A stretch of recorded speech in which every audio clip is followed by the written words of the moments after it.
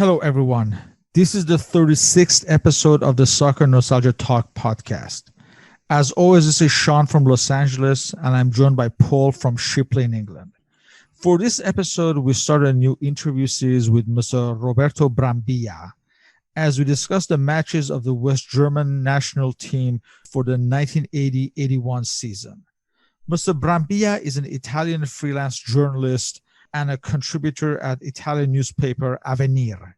He is also the author of an Italian language book on East German football titled C'era una volta all'est, Storie di calcio della Germania orientale, e-Contropiede. Once upon a time in the East, the story of East German football. Hello, Roberto. Thank you for joining us on the podcast. Thank you for the invitation, because for me, it's the first time on the other side of the Atlantic Ocean, because I did something with European channels or the European colleagues, but never from the United States. That's great. Just to kick us off, could you just tell us a little bit about your background and your early football memories? Yes, I was born in 1984. I'm quite young. I'm 36. The next July are 37. I am like almost every Italian journalist or every Italian citizen. I'm passionate of football, every kind. I could see Serie A, but my focus is on Bundesliga. And I started to watch it in Italy at the beginning of the 90s because I was 7-8 years old, and it was the first time that a pay-per-view channel, a cable television channel, broadcast the matches. And for me, it was like an illumination for me. Normally, they broadcast 1, 2, 3 matches by week, and I saw every match. Of course, when Germany play after Italy, I support Germany, and I see, for example, the major tournaments. I've watched not every, but the most of German national teams. Why I'm so passionate by German football? Because first of all, I like German culture. I speak German. I studied German in the high school, at the university. And because in Italy, German football is only for so few fans, because we have the language barrier, and normally we prefer La Liga or Premier League, or sometimes South American leagues like the Primera División Argentina or something else. That's my background. And since more than 10 years, I began to write as journalist. And in the last 5 years, I write about a lot of sports, but especially about German football. And that's the passion. And the other passion is Germany, because I studied it at university. And when I decided to write the first book with a friend of mine, I began to study in deep the East German football. And I tried to give one of the first contribution on East German football. That's a bit my background. Let's start off this season, 1980-81. We start off in the fall of 1980. West Germany under Jupp Derwall has just won the 1980 Euros in Italy and were regarded as the best team in Europe. This side had been unbeaten since losing to Austria during the 1978 World Cup. Josef Jupp Derwall was appointed as West Germany manager following the 1978 World Cup, replacing long-serving manager Helmut Schoen. In fact, Derwall had been Helmut Schoen's assistant for a number of years. In his first 2 years as national team manager, Derwall had rejuvenated a side that was now without the likes of Franz Beckenbauer, Berti Vogts, and Bernd Holzenbein, just to name a few.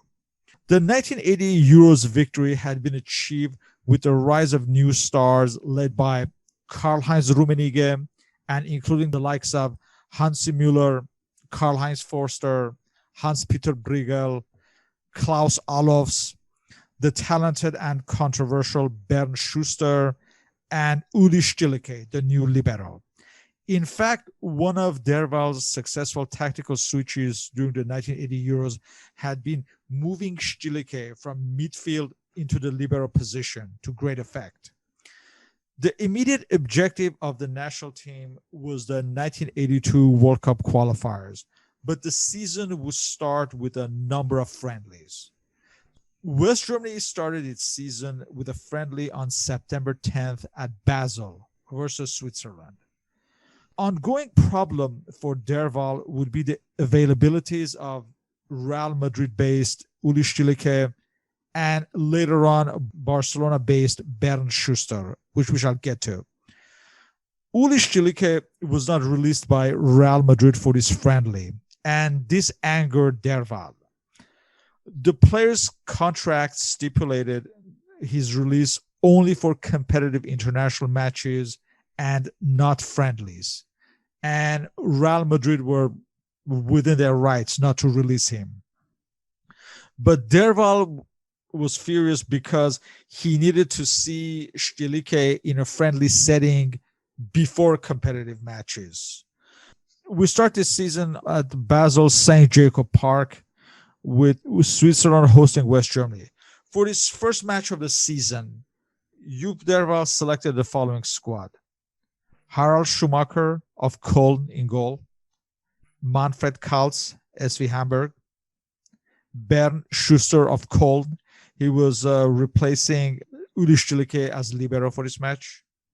Karl-Heinz Forster of Stuttgart, captain of the side Bernhard Dietz of Duisburg, Hans-Peter Briegel of Kaiserslautern, Felix Magath of Hamburg, Hansi Müller of Stuttgart, Karl-Heinz Rummenigge of Bayern Munich, Horst Hrubesch of Hamburg, and Klaus Allofs of Fortuna Düsseldorf.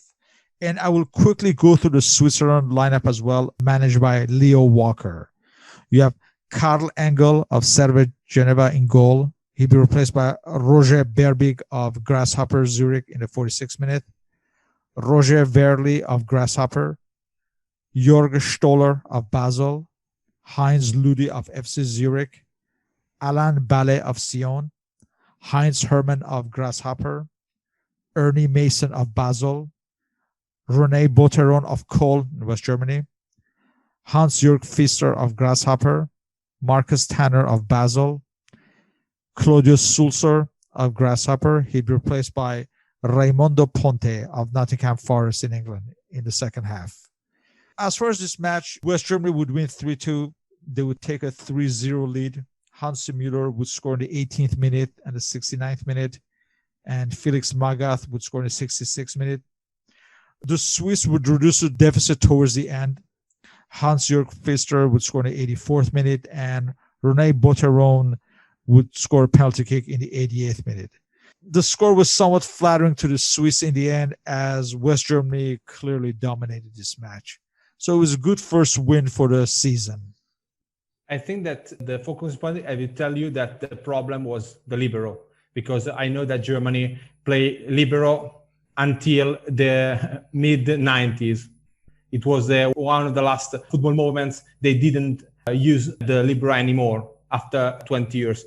The team was so solid. Remember that they won the European Championship, but 2 years before, they lost in the worst way the World Cup in Argentina. That was a moment where, as you told it perfectly, Derval tried to change the team. And we have a lot in this team, we have a lot of class, but we have also a lot of experience. The first I can mean one only was Horst Hrubesch. Horst Hrubesch was the match winner in the final in Italy against Belgium. And it was maybe in that moment with Karl-Heinz Rummenigge, the best German forward, one of the 10 best forwards in Europe.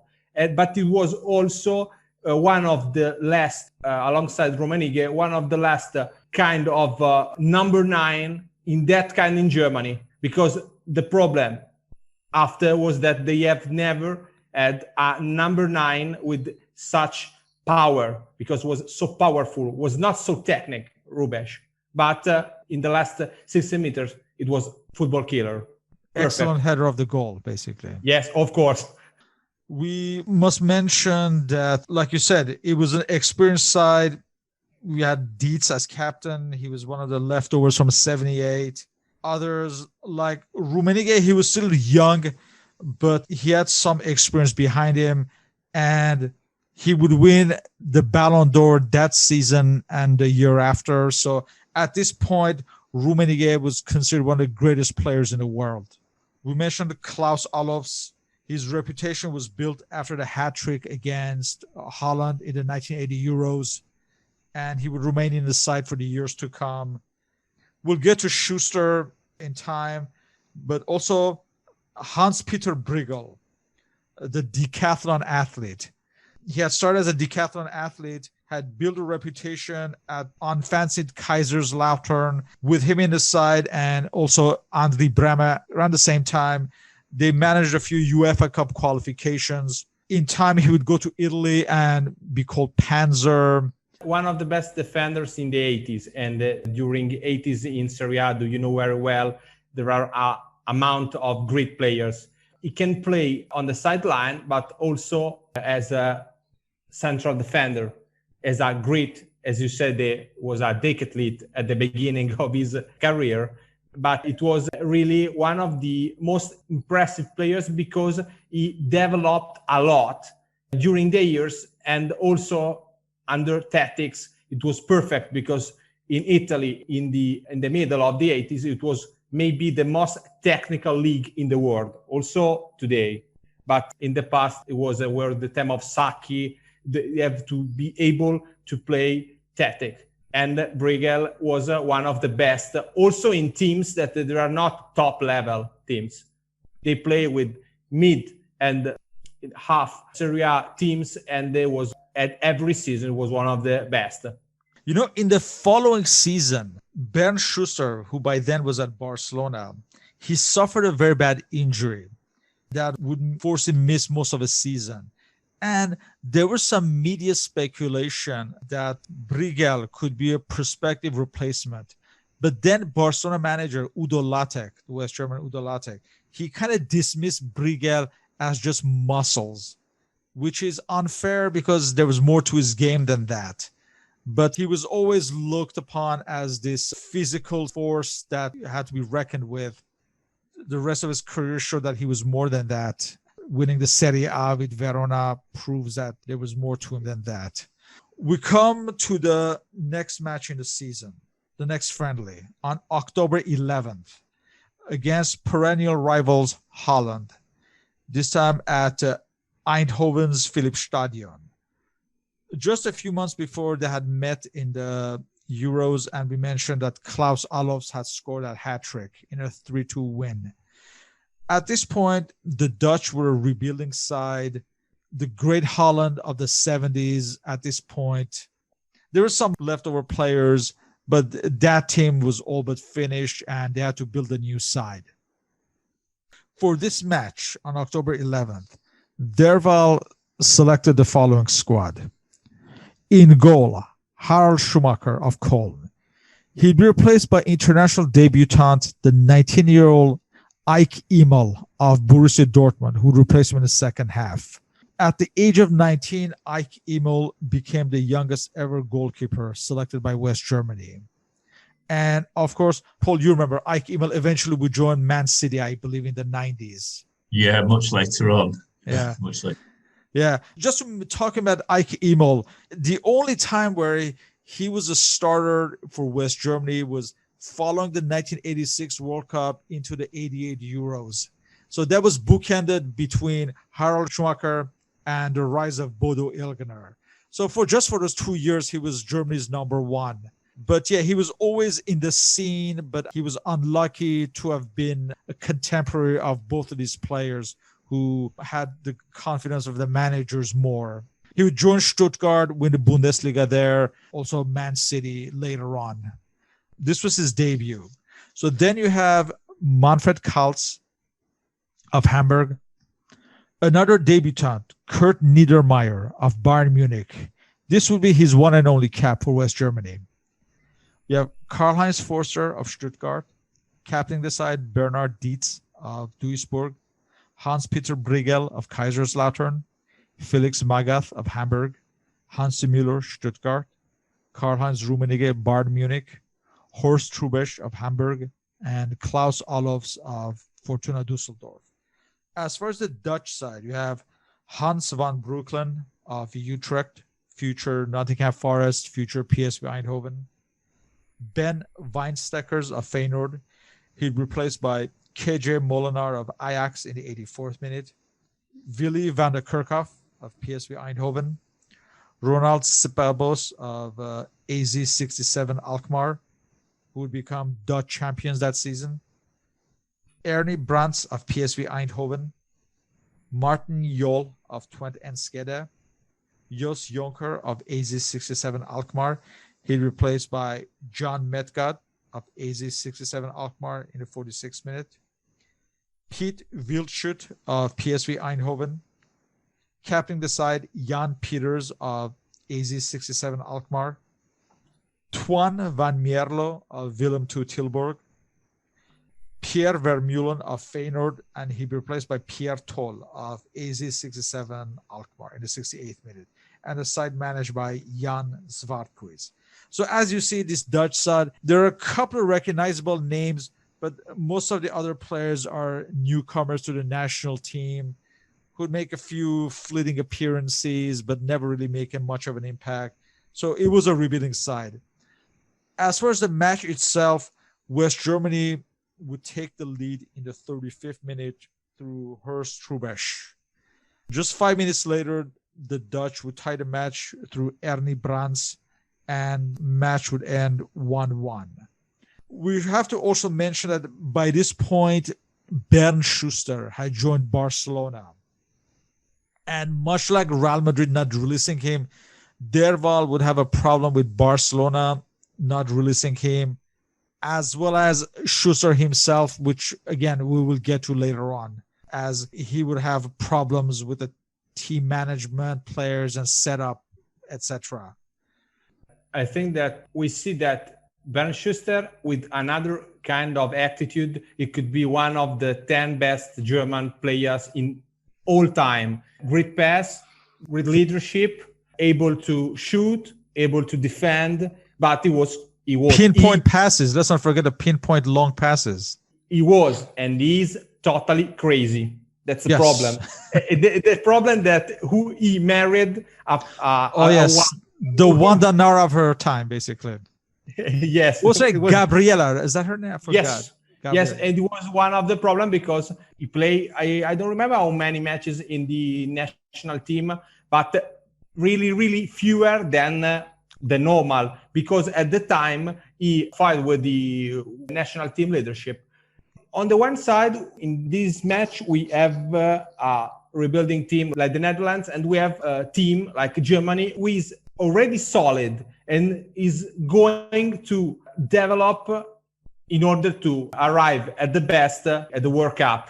It was after the really bad performance in Argentina. The idea with this team was not to win, but to go as far as possible. That's the idea. And if we compare the match with Switzerland and the match with the Netherlands, we have so few changes. We have Ike Email, as you mentioned, and the team was not just built, but we have the basis. Just something curious. The last match of Ike Email with the shirt with the national German team was another match against Netherlands, but was the semifinal. Oh, yes. 88 when, Euros, when my beloved Marco van Basten. Scored the last minute. The last minute goal, Because my father is an AC Milan fan, and I think he was one of the best players I ever seen. But Bernd Schuster was on the way to become one of the best. The problem that were off the pitch and not on the pitch. Yes. We should also mention that during this season, Franz Beckenbauer had returned to the Bundesliga from New York Cosmos and had joined Hamburg. There was some speculation within the media whether he should be recalled to the national team. Of course, Derval, at this point, he didn't need him. But he would always respond diplomatically, saying the usual that he has to first regain his fitness, form, and on and on. But there was no chance of him getting recalled. But that didn't stop the media from speculating. Also because he came back not to Bayern Munich, but to Hamburg. The reason was quite simple. One was Hans Happel, who was the Hamburg coach, the first one. The second one, the reason was that the head of the board was Günther Netzer, who was his teammate, also his first rival during the 70s, but he was one of his closest friends. And he wanted to come back, but not to come back to Bayern. And he regained, and he won the championship. Yes, the following season before retiring. We have one more friendly in November. On November 19th at Hanover's Niedersachsenstadion. I don't know if I said it correctly. West Germany took on France. For this match, Derval selected the following squad. Harald Schumacher in goal from Köln, Manfred Kals of Hamburg, Bernd Schuster of Barcelona in Spain, Karl-Heinz Forster of Stuttgart, captaining the side Bernhard Dietz of Duisburg, making his international debut Karl Allgöwer of Stuttgart, Miroslav Mirko Votava of Borussia Dortmund, Hansi Müller of Stuttgart, Hans-Peter Briegel of Kaiserslautern, Horst Hrubesch of Hamburg, and Klaus Allofs of Fortuna Düsseldorf. Magath and Rummenigge missed this match through injury, and Schuster was fielded as the libero. Given the fact that this time, actually, Stielicke was released by Real Madrid, but he had to withdraw through injury. I will also, before getting to, I will mention that in the following week, Hamburg were paired with Saint Etienne in the UEFA Cup on November 26th and December 10th for the third round of UEFA Cup matches. I will get to the significance after this. This match was a comprehensive West German win, and they would win 4-1. And let me go through the French side as well. You have Dominique Dropsy of Strasbourg in goal, Gérard Janvion of Saint-Étienne, Leonard Spech of Strasbourg, Christian Lopez of Saint-Étienne, Maxime Bossis of Nantes, Jean-François Larios of Saint-Étienne, Jean Tigana of Lyon, captaining the side Michel Platini of Saint-Étienne, Jacques Zimaco of Saint-Étienne, Dominique Rocheteau of Paris Saint-Germain. He replaced by Olivier Rouillet of Nancy in the 60th minute.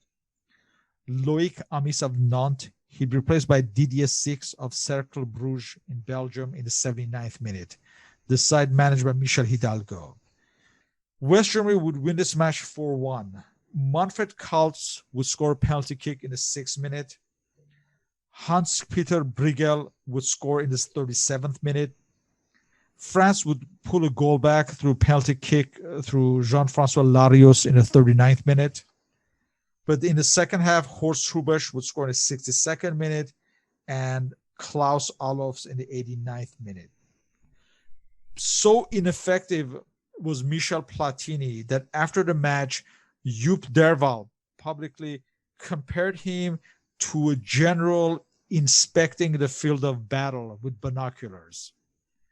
This was a huge win for Germany against a good side.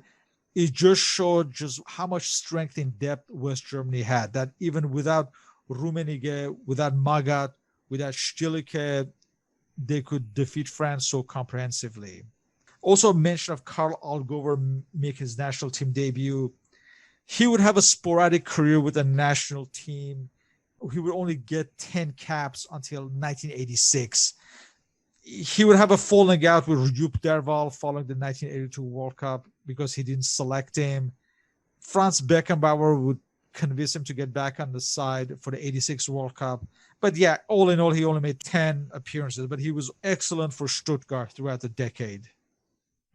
Yes, he's the player who played more caps for Stuttgart in Bundesliga. He was quite famous for his powerful shot. I think that his nickname in German was Knallgover. Is like something that explodes. His shot is exploding shot. And what is interesting, it's like a trivia. We have Miroslav Votava, who was also in the squad during the winning European Championship. But he was one of the first foreign-born players in the recent history of Germany, because he was born in Prague. His football career was all in Germany, because I think that he came to Germany when he was a child. And one of the legends of Werder Bremen under Roth Rehagel. He played more than 10 years with Anweser Stadion. Yeah. He also played at Atletico Madrid. Yes. At the end of the season, at the end of, before it was. Yeah, he returned to Werder Bremen in 86 and led the side to the 88 Bundesliga title. He had a long career with Werder Bremen, you're right. Getting back to the Hamburg and Saint-Etienne match I mentioned. So obviously a lot of French players who played in this match and some of the Hamburg players played again for this UEFA Cup encounter between Hamburg and Saint-Etienne. The Saint-Etienne players, obviously the French players, were very motivated to gain a measure of revenge and pride after this display against West Germany. So on November 26th at Hamburg, Saint-Etienne as the away team won 5-0 with Platini scoring twice as well as Larios and Zimaco. And the return leg on December 10th was academic at this point. Saint-Etienne won 1-0. But after this first match that they won 5-0, Platini after the match said that this time he left his binoculars at home just to answer back at Derval. Now we get to the month of December, and West Germany finally plays its first World Cup qualifier at Sofia at Vasilevsky Stadion versus Bulgaria. We have to mention West Germany were in a group with Austria, Bulgaria, Albania, and Finland. And obviously they were favored to win this group. Incidentally, they had met Austria at the 1978 World Cup. They would be in these qualifiers with Austria.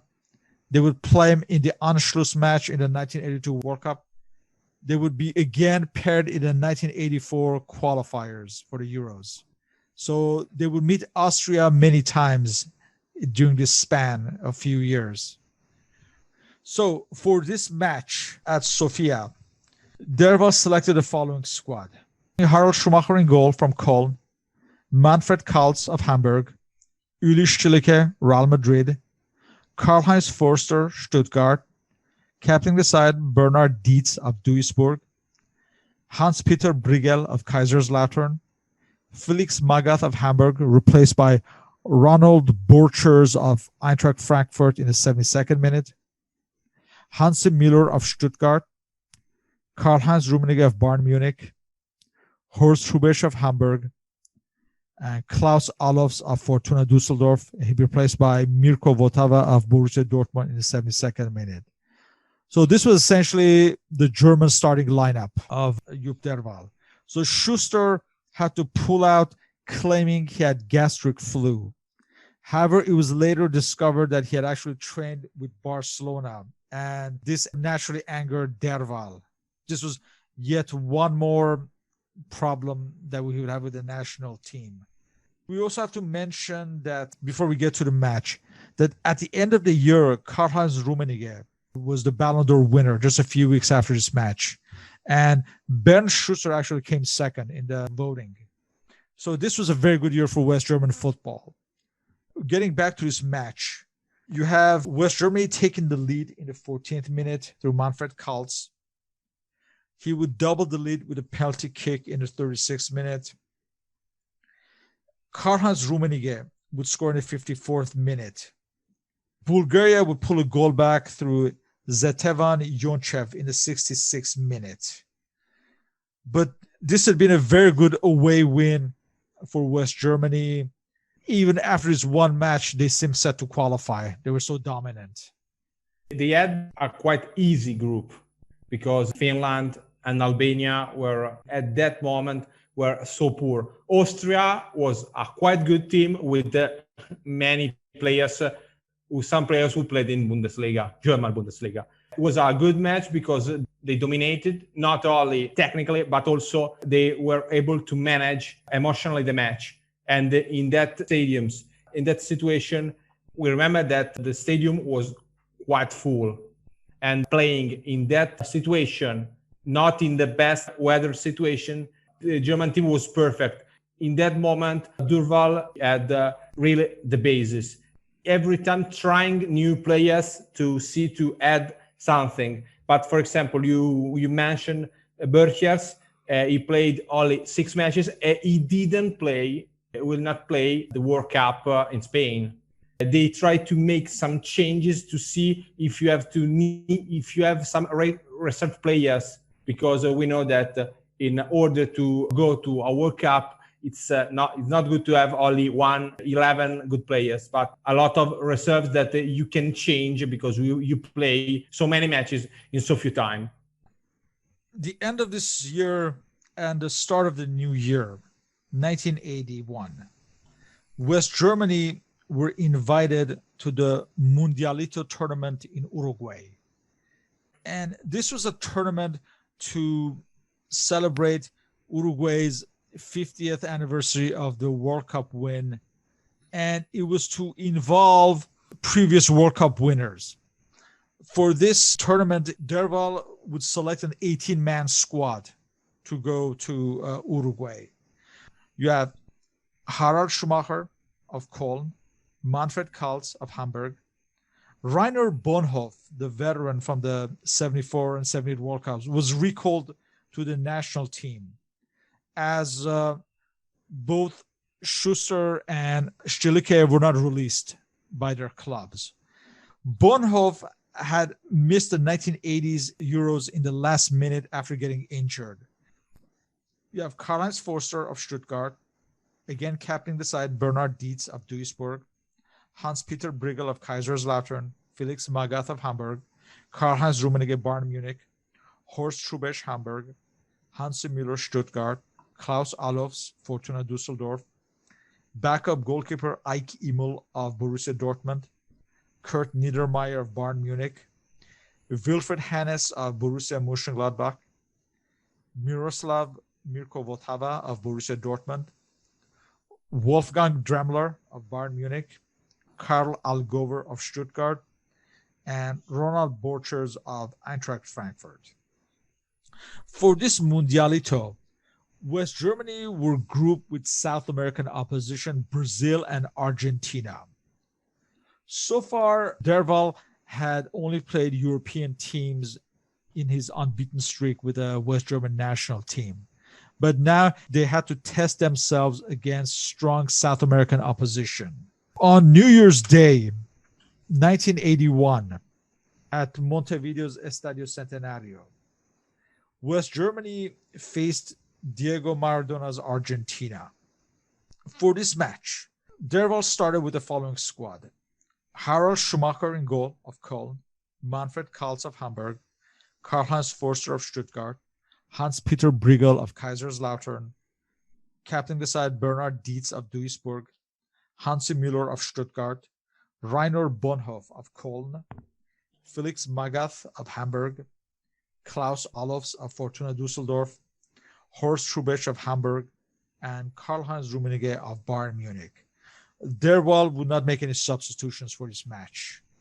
As far as Argentina's squad, you have Ubaldo Filo of River Plate in goal, Jorge Olguin of Independiente, Luis Galvan of Talleres de Cordoba, captaining the side Daniel Passarella of River Plate, Alberto Tarantini of River Plate, Americo Gallego of Newell's Old Boys, Osvaldo Ardiles of Tottenham in England, Diego Maradona of Argentinos Juniors, Daniel Bertoni of Fiorentina in Italy. He'd be replaced by Leopoldo Luque of River Plate in the 68th minute, Ramon Diaz of River Plate, Mario Kempes of Valencia in Spain. He replaced by Jose Valencia of Talleres de Cordoba in the 46th minute, and the side managed by Cesar Luis Menotti. West Germany would take the lead in the 41st minute through Horst Trubesch. However, near the end, in the 84th minute, Manfred Kals would score an own goal to tie the match. And with just 2 minutes remaining, Ramon Diaz scored. And this ended Jupp Derval's 23-match unbeaten run as West Germany manager. As much as they were dominant in Europe, maybe this was somewhat of a wake-up call that they had to deal with South American opposition as well. And the next match would even be a bigger lesson. But let's first talk about this match. I saw it after years, of course, because I was not born. And what I remember, that it was a very balanced match. We have two teams, they are not similar, but are the same level. Then after 80 minutes, not dominating, but in some moments controlling the match, they have 5 minutes blackout. Right at the end, Argentina scores 2 goals. And it was interesting because, as you told well, it's not like now when we have the European teams had so many occasions to play against South American teams. And it was never possible in Southern America. In that case, they were defeated, but in my opinion, they were at the same level. If it were a tie, a draw was no problem. It could be good for either. But at the end, they had a 5 minutes blackout. And at the end of the match, Germans are very, very tired. Remembering that Germany, in that moment, had, for many seasons, they had a break. They made it during the break. The winter break in Bundesliga, yeah. Yeah, yes, in winter break until January.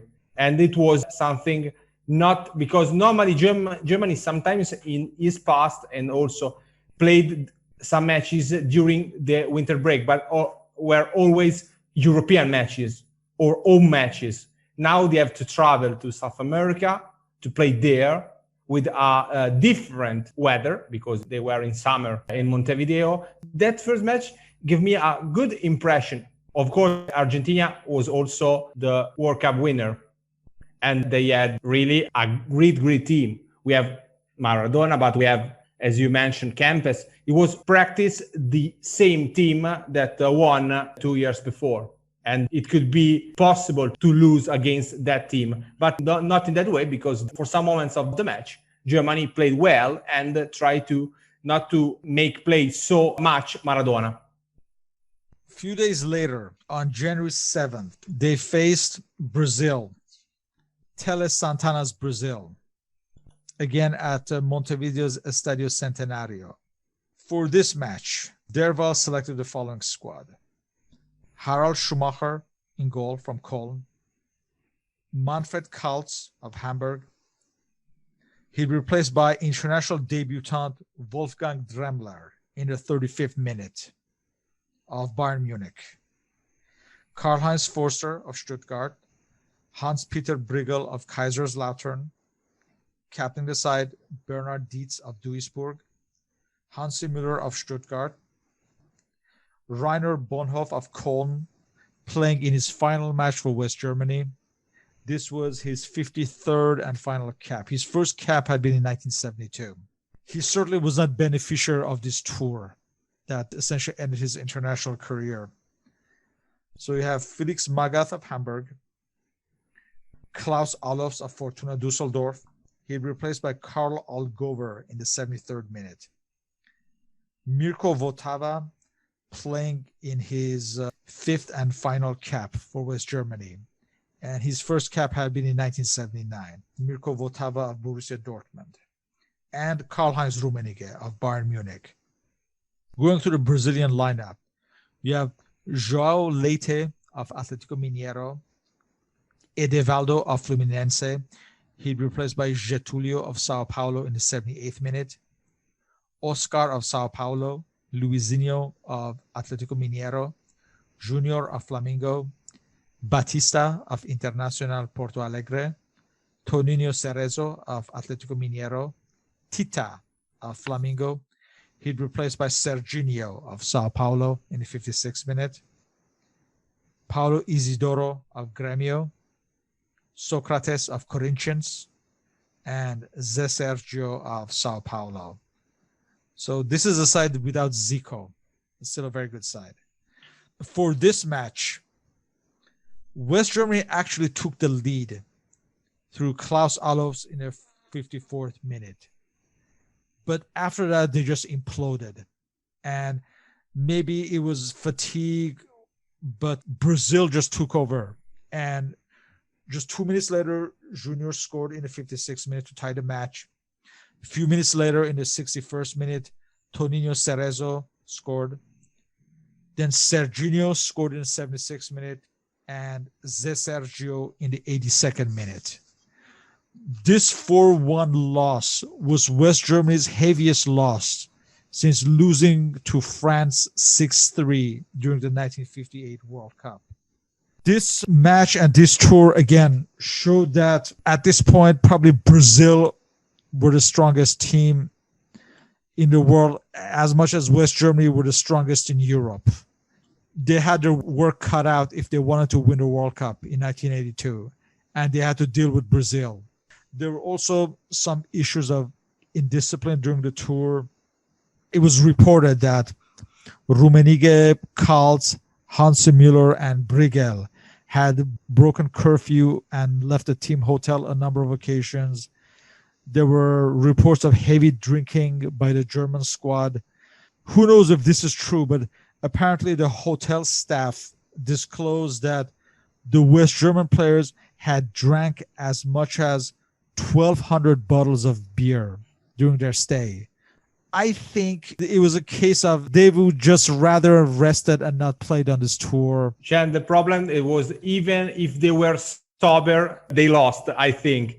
But remember that, in my opinion, there are some issues. First of all, Brazil played quite different football from all other countries in Europe. So technical, they have some players. Maybe Brazilian colleagues told me that they considered that team, after the Pelé winning team in Mexico, the best of every time. They have 5 players that could play with the number 10. Of course, they were fatigue. They did not make it. The life athletes, they were tired, and everything put together makes the hardest defeat against Brazil after the war. Before the 6-0, they lost to Spain during the Nations League some times ago. And also, for example, they lost 4-1 against Italy before the World Cup in 2006. But it was hard because it was a moment when German team understand that to win, they have to improve. They have to improve to be one of the World Cup contenders. Because Europe, there are Italy, some other teams, but Brazil was up above all the others.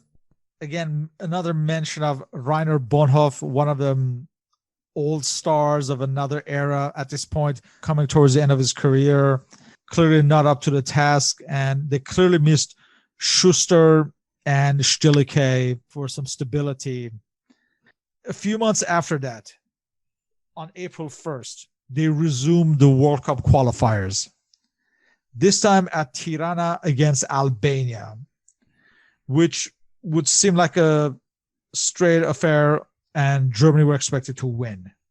For this match, you have Harald Schumacher of Köln and goal, Manfred Kals of Hamburg, Uli Stielicke of Real Madrid, Karl-Heinz Forster of Stuttgart. He'd be replaced by international debutant Wilfried Hannes of Borussia Mönchengladbach in the 75th minute.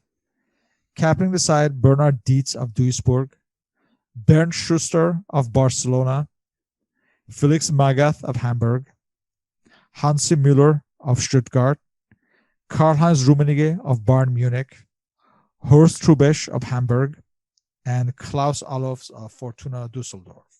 You have Schuster back in the side, and he would have a very good match.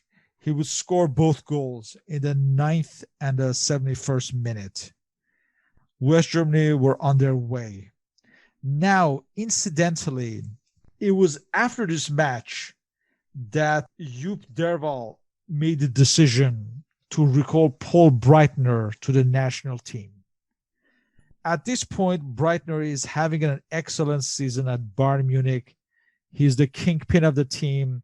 Him and Rummenigge are basically considered the double act for Bayern Munich. They're dominating Bundesliga and Europe, etc. This would hasten the departure of Bernhard Dietz from the national team, but we'll discuss that. But as far as this match itself, it showed that on his day, Bernd Schuster can be of great service. But unfortunately, this wouldn't last. But good win at an inhospitable place for West Germany. Yes, because the only time as West Germany failed to qualify for a major tournament was the European Championship in 1968, and they lost to Albania, and they were not managed to qualify against Albania. He played really well also because no Albanian players played outside. They were quite a poor league, but as you told very well, it was never easy to win in that countries and on that fields. But the highlights of this is, as you told, that after a few days, Joop Derval decided to recall Paul Breitner and to exclude Bernhard Dietz, because Breitner was in the following 2 years one of the leaders of the team that will go until the final of Spain World Cup. To remind everyone, Paul Breitner was one of the 1974 World Cup winners. In fact, he scored the first penalty kick for West Germany in the final. Shortly there, he left for Real Madrid and played there a few seasons. He left the West German national team in 1975 after he wasn't called up. There were some problems with Helmut Schoen. We have to remind ourselves that around those times, if players played for foreign teams, for most part, they were not always called up to the national team because it was a hassle to get their release and things as such. It wasn't like today where everyone more or less plays for a foreign team. It was a different world at the time. And there were a few occasions where he was not called up and he was just angered and just quit the team in 1975. In Germany, it was the issue you talk about was so strong because there was a period during the German football history, players who played in foreign countries, they couldn't play for Germany. I make you an example. In the 90s, when Germany lost to Italy at Azteca, the semi-final, we have few players who played outside. For example, one was Karl-Heinz Schnellinger, who played for AC Milan, but there are so few. Normally, there are few German players who played outside, for example, Helmut Haller, but they are so few. But if they were not so good, they didn't play. And when, for example, with Günther Netzer, they had the same problem because Günther Netzer played for Real Madrid and they began not to call him. It was a mutual decision because for some players like Netzer who won a World Cup, it could be a problem to come back to play for Germany. Remember that Netzer, for this reason, played 21 minutes in a World Cup, 21, and he was one of the best players. And the recall of Breitner was sometimes the German team lack of leadership. And Breitner was a wonderful player and was a wonderful leader because they know everyone, especially they came from, for example, Karl-Heinz Rummenigge, one of his friends at Bayern Munich. At the end of that month, on April 29th, at Hamburg's Waldparkstadion, West Germany hosted Austria, their closest rival potentially. So for this match, you have Harald Schumacher of Köln in goal, Manfred Kals of Hamburg, Uli Stielicke of Real Madrid, Karl-Heinz Forster of Stuttgart, Hans-Peter Briegel of Kaiserslautern, Paul Breitner of Bayern Munich, Bernd Schuster of Barcelona, Felix Magath of Hamburg, Hansi Müller of Stuttgart, Karl-Heinz Rummenigge, the new captain of West Germany, of Bayern Munich. And incidentally, At Bayern, Paul Breitner was the captain, but at West Germany, Rummenigge was the captain. And Klaus Fischer of Schalke, another recall. He was having a very good season, even though Schalke would, I think they would get relegated that season. But Klaus Fischer had earned a recall to the national team, and he would join Köln for the following season. So Klaus Fischer, he was replaced by Karl Allgöwer of Stuttgart in the 77th minute. I believe Fischer had suffered a serious injury, and he'd been out of the team for like over a year, I think. Now that Dietz was out of the team, his spot at left back was occupied by Hans-Peter Briegel. Briegel had been pushed into the defense to accommodate Breitner in midfield. Let's go to the Austria side as well. You have Friedrich Concilia of Austria Vienna, Bernd Kraus of Rapid Vienna, Erich Obermeier of Austria Vienna, Bruno Petzai, at this time he was at Eintracht Frankfurt at West Germany, later joined Werder Bremen, Dieter Mirneg of Duisburg in West Germany, Herbert Prohaska of Internazionale Milan in Italy, Roland Hattenberger of Stuttgart in West Germany. He was replaced by Heribert Weber of Rapid Vienna in the 69th minute, Kurt Jara of Schalke in West Germany, Reinhold Hintermeyer of Nuremberg in West Germany. He replaced by Ernst Baumeister of Austria Vienna in the 69th minute, Kurt Welzel of AZ 67 Alkmaar in Holland, and finally Hansi Krankel of Rapid Vienna, one of the heroes of the 78 World Cup. And the side was managed by Karl Stotz. So West Germany won this match. Bernd Kraus scored an own goal in the 30th minute, and returning Klaus Fischer scored in the 36th minute. And West Germany took another step towards qualification with this win against what was seen as their nearest rivals. A great Austrian side. We have Petzai, Prohaska. Prohaska is the first foreign players who played for Inter Milan after the reopening of Italian football borders. They had a great team, and it was quite not easy, but they tried to control quite well the match. And also, whereas Karl Fischer was after, if you want, we can talk, because it's the classical player who was born in the wrong place at the wrong time. Because in another country, in another moment, he could be the best scoring player. Up until the 1982 World Cup, he would be a prolific goal scorer, and his recall to the national team was also very key for Derval. But obviously the talk was about the return of Paul Breitner.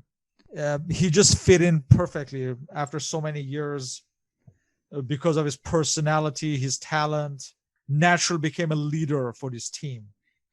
And again, we can talk about Dietz again. He had been publicly opposed to Breitner's recall because he felt he was a bad influence. But Derval made a choice, obviously. Remember that the great problem of Paul Breitner, that anyone remember him for his attitude outside of the pitch. He was Maoist, he had some ideas, but he was a wonderful player. He could play in defense, he could play in midfield, his technique was perfect, and he had a great leadership. And alongside Rummenigge, he was the leader of that national team. When you have so many good players, but not so many leaders. The other one was Harald Schumacher, but Harald Schumacher had the same problem of Bernd Schuster. He was totally crazy. He released a book, I think, some years later when we talk about anyone. And talk about anyone, and he was excluded by the national team because he said what he thinks. And in the football world, sometimes it's not so good for him, especially. That book in English, I guess the title translation was, I think, Final Whistle. But anyway, in that book, he talks about Paul Breitner's influence within the national team. And He said that Paul Breitner was a negative influence in the sense that he would lead the players into drinking sessions and things as such. But nevertheless, next day, it was as if the alcohol had not affected him, and he was just as dominant as ever. We come to May 19th. Brazil are on a tour of Europe, and as part of their matches, they're to face West Germany. This is for the second time this season they face West Germany. This was at Stuttgart, Stuttgart's Neckarstadion on May 19th. Once again, Stielicke was not released by Real Madrid, and Schuster was asked to play only one half by his club Barcelona. You have the following West German lineup. Harald Schumacher of Köln. He'd be replaced by Ike Emil of Dortmund in the 46th minute. Manfred Kals of Hamburg. Wilfried Hannes of Borussia Mönchengladbach. Karl-Heinz Forster of Stuttgart.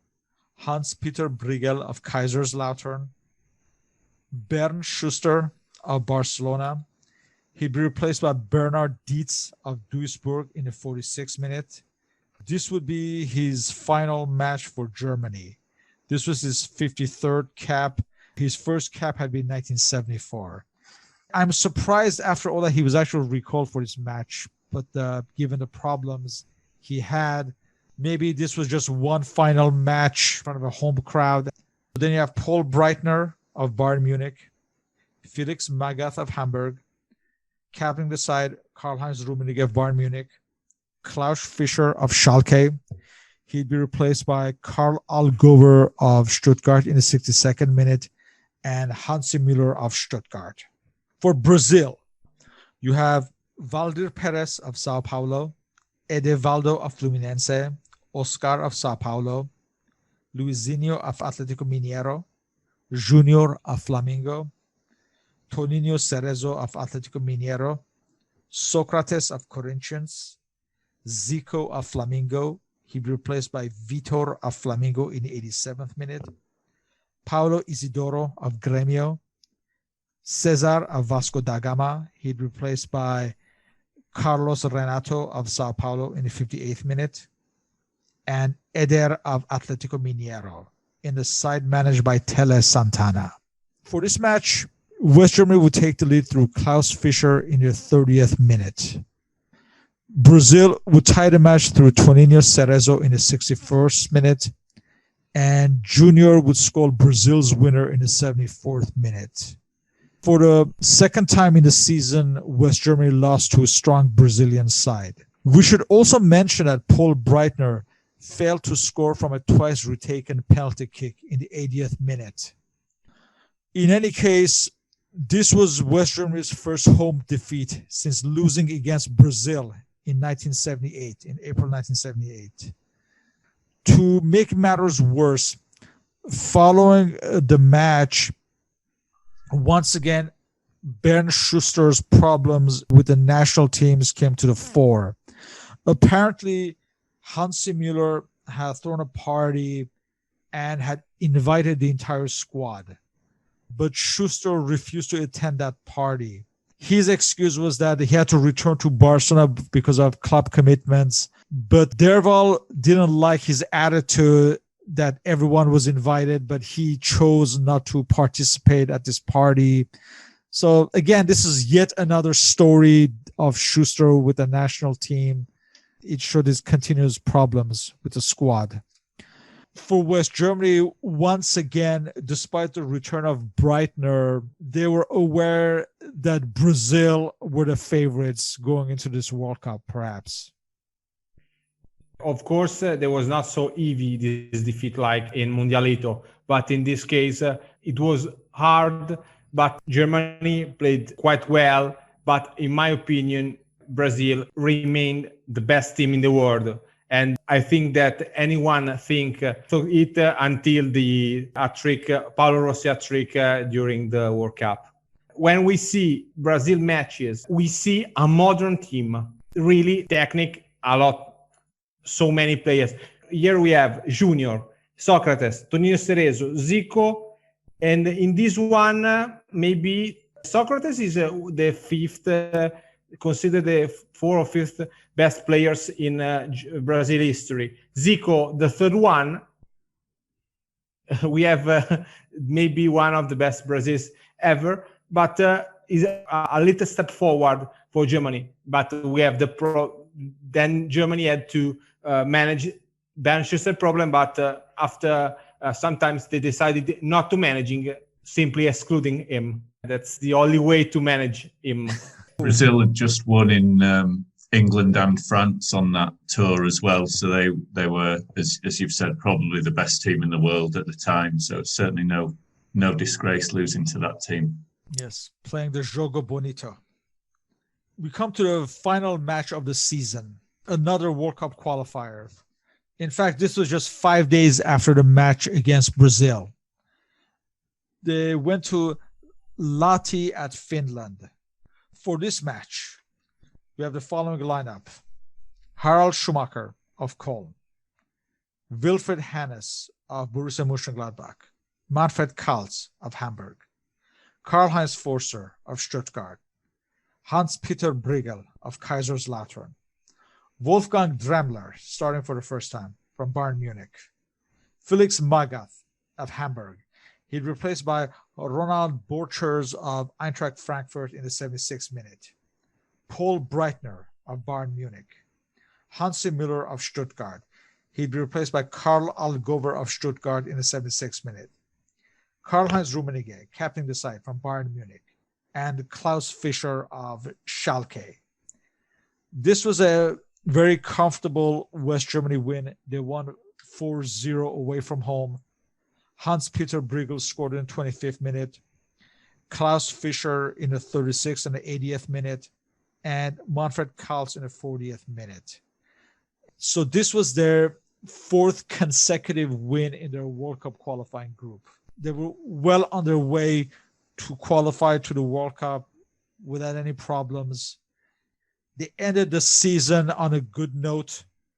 They were at this point, as they were in the beginning of the season, the best team in Europe, perhaps not the world, as they had to deal with Brazil, but definitely the strongest team in Europe. Very comfortable, very settled squad. Like you said, Schumacher, Kals, Forster, Briegel, Magath, now Breitner, Hansi Müller, Rummenigge, Fischer. They seem to be a backbone of the team. It seems like towards this end of the season, Klaus Allofs had lost his place within the squad, with Fischer back in, and Hrubesch was also missing for his last couple of matches. I think that may have been because of injury. But nevertheless, it was a settled squad. You have final holdovers from 78 out of the squad, the likes of Bonhoff and Dietz. And it's just a balanced side, added with the experience and talents of Breitner. So at this point, German football was an upward swing, we can say. It was maybe you told that it was the best one, maybe alongside France, but it was the France of Platini and France of Rocheteau. But Germany, as you said, there was a complete team in every part of the pitch. We have a good goalkeeper, we have a good defense, good midfielders, and also not only a player like Rummenigge. We have also Klaus Fischer, who in Bundesliga history is the second scorer ever behind Gerd Müller. And he was a really, really good player, not playing for a top team in a European top team, because Schalke was in one of the worst moments of his recent history. Maybe the worst is nowadays, but but it was a good team, and it was really ready to be one of the contenders, because the other strong part of him was the teamgeist, to be a team. And why was Durval so worried for Schuster's attitude? Because they really, really think that be a team is. They have not the talented player of Brazil. but they are a team. Like the other team, they will play against in the World Cup final, Italy. Italy has good players, really good players, but there's not 5-6 world player like Brazil, or also like Argentina, not, but like Brazil, yes. At this point, no one could have imagined that Italy would win in a year's time, but that's how football is. Getting back to Fischer, like you said, Schalke were relegated, but at this he would join a good team in Köln for the following season and play the last 2-3 years with a decent side. Yes, I think it was, he played for Köln and then for Bochum. Yes. At the end, right, it was the end of his career. And if we see his total score with German national team, 45 games played, 32 goals. Not, but it was a high grade for a player who is not for some years was not the first choice of the national coach, but he was a really great player. But he was between Gerd Müller and Karl-Heinz Rummenigge, and anyone remembers him, especially outside Germany, so few, because we remember Rummenigge and remember Gerd Müller, or Jürgen Klinsmann that he played after, but not him. Paul, what do you remember from this team? Just it was a really strong team, obviously, but very consistent as well. You'd almost never get the slip-ups that Italy and certainly England would have. People just expected West Germany to win these games, and as we've seen with the qualifiers, they just did with almost no problems. It was just so rare for them to get a surprise result. Obviously, when they're matched up against Argentina and Brazil, it's a different sort of challenge, but definitely in Europe and in these qualifications for years and years as well, that was the case, that people expected them to get through with no problems. Just a really consistent, strong team at the time. Do you remember around this time, all the newspaper talks were about Breitner and Rummenigge and how good they were doing. They were the kingpins of Bayern Munich and so forth. Was there any such talk in England about them, or? I think the player that was mentioned more than them would definitely have been Schuster, because I think he made such an impression at the European Championships, and he was so highly regarded that he was expected to be the heart of that team, really. Yeah. So I think that was more the English perspective. Obviously, Rummenigge was well known, but as we know, there was less focus on the domestic football in other countries. Tony Woodcock, had he joined Köln that season, or was it the year after? I think he was there this season. Yeah, so, I think he was there. Yeah. There was some contact and there was some interest, but as we say all the time, just nothing like the coverage that we had now. As far as our takeaways, just which we pretty much said it's just a balanced side, settled side. You see more or less the same players playing every match, except when, Stilicke is unavailable or Schuster's unavailable. Derval had pretty much settled on a squad. It was hard to get into this side. I mean, you have Dremler, who would be present in 82, but the Algovers, Borchers, players like that would be peripheral figures. We have also to remember that the national teams played so fewer than nowadays. We have two possible subs, but you make a team with 4 or 5 other players who could play on this side. Now with so many matches, so many choices, it's really, really quite different. I make you an example with Italy. With Italy, who won the World Cup. They had practice a team with 13, 14 players who could play. I make you an example. Antonioni or Graziani. If you don't have, for example, Collovati, he had a problem during Brazil match, and we play Bergomi. Was not an absolute debutant, but it was his first World Cup. He was 18. But if you see the matches, Italy played always with the same team, not changing a lot. And in that years, it was quite normal. And also for Germany, if we compare all the lineups, we see 1, 2, maximum 3 changes from a match to another. Now we have turnover was not invented yet.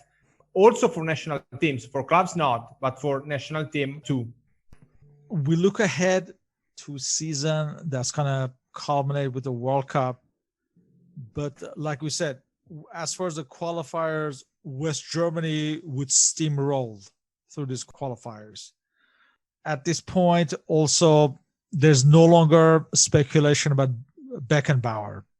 I can imagine if the results were not going in Derval's way, there probably would be more stronger claim to recall Beckenbauer, whether he wanted to or not.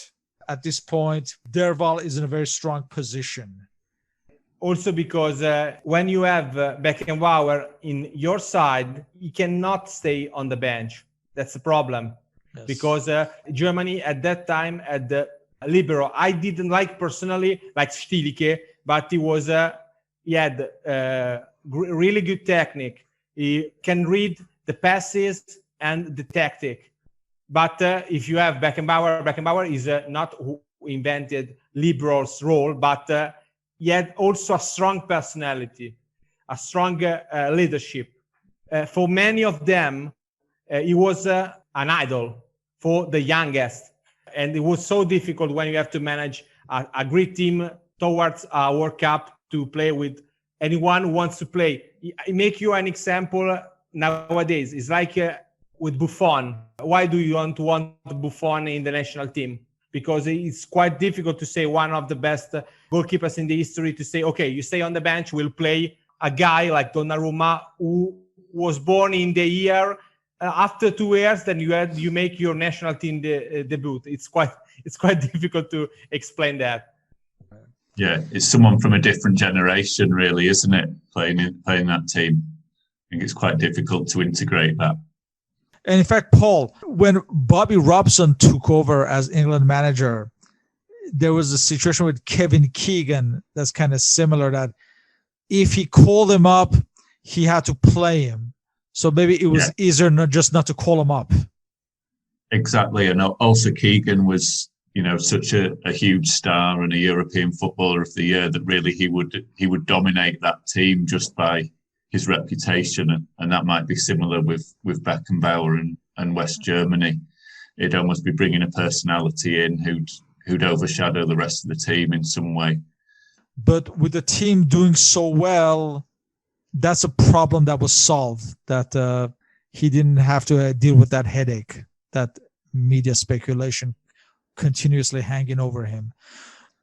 All in all, a very positive year for German football, starting with the Euro win to a very strong season. Bundesliga is an excellent league in Europe at this point, one of the most competitive leagues. In the Ballon d'Or, Rummenigge won. He would win again at the end of that year. Schuster second. In fact, for 1981, Rummenigge would win again. I think Breitner would finish second and Schuster would finish third. So it was like a clean sweep of West Germany. So very good year for West Germany around this time. We look forward to the next season and discussing the next season of West German national team. Once again, we would like to thank Mr. Brambilla for his participation in this interview. Thank you for the invitation. Thank you. As always, feel free to leave questions and comments. You may contact me on my blog and Facebook under Soccer Nostalgia. On Twitter, I'm at SP1873. Mr. Paul Whittle can be contacted on his blog, The 1888 Letter. On Twitter, he's at 1888 Letter. You may follow the podcast on Spotify under Soccer Nostalgia Talk Podcast. Mr. Brambilla can be contacted on Twitter at Bobby Brambo. His blog, langolodifritzwalter.wordpress.com. That's in Italian language, that blog of German football. Yes, is in Italian. Yes. And a link to his book is also attached on this Spotify and the blog posting, and as is the rest of your contact information. So once again, thank you, Roberto. Thank you. Very good talk. And thank you, Sean, and thank you, Paul.